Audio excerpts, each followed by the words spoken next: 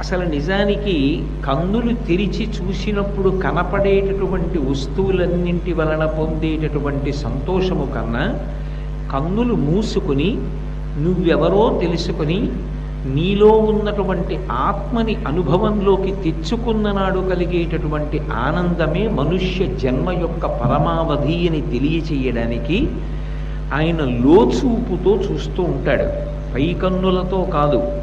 వచ్చినవాడి మనసులో ఉన్న కోరిక, ఆయన యొక్క సాధన, ఆయన యొక్క నిరక్తి, ధర్మానుష్ఠాన బలం, ఇవన్నీ కూడా ఆయనకి తెలియనివేం కావు. సర్వజ్ఞుడు. కన్నులు మూసుకొని పై కన్నులతో కాకుండా లోనేత్రంతో పరిశీలిస్తూ ఉంటాడు.